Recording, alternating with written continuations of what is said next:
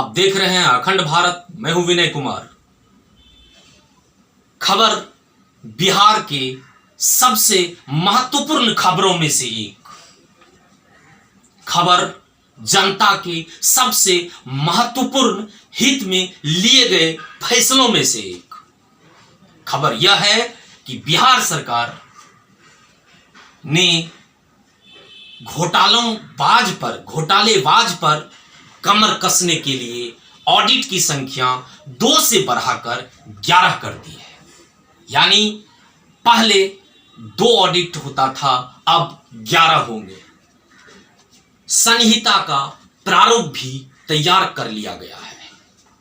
इसका फायदा क्या होगा वह मैं आपको बाद में बताऊंगा, लेकिन पहले कौन ऑडिट होता था और अब कौन कौन सा ऑडिट अब नया होगा, यानी कुल मिलाकर 11 ऑडिट की संख्या क्या होगी वह मैं आप लोगों को बताने जा रहा हूं। इससे पहले बिहार के कुछ जो महत्वपूर्ण बातें हैं, इससे संदर्भ वो भी हम लोग जान लें।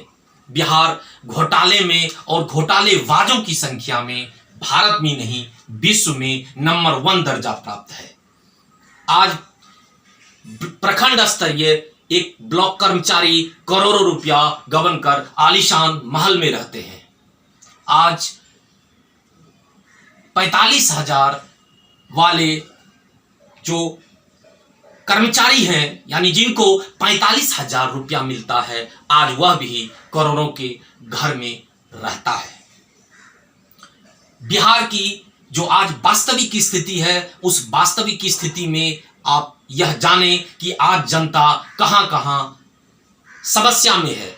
आज बिहार में न्याय भी पैसे से खरीदा जाता है। आज ब्लॉक जब जाते हैं या जनता जाती है तो एक छोटा सा काम के लिए उन्हें कुछ देने होते हैं, यह आज भी हर जनता जानती है। लेकिन इस पर लगाम कसने के लिए नीतीश सरकार ने एक नई नीति लाई है, नया सिस्टम लाया है, नया तंत्र लाया है। यह तंत्र यह है कि अब 11 तरह का ऑडिट होगा और ऑडिट बहुत ही महत्वपूर्ण होगा। ऑडिट का नाम यह है, पहला ट्रांजैक्शन ऑडिट, दूसरा सिस्टम ऑडिट।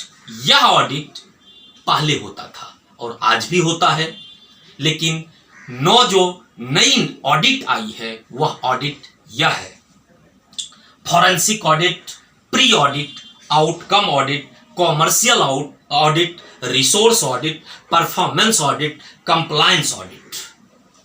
यह 9 नई आई है। अब कुल ऑडिट की संख्या 11 हो जाती है। अब घोटालेबाज घोटाले करने में डरेंगे, घोटालेबाज घोटालों जैसे अपराध से दूर होंगे और इससे मिलने वाला फायदा यह है कि इस ऑडिट से सरकारी राशि का दुरुपयोग नहीं होगा। इस ऑडिट से सरकारी जो योजना की राशि है वो जनता के हित में एक सही जगह पर उसका उपयोग होगा।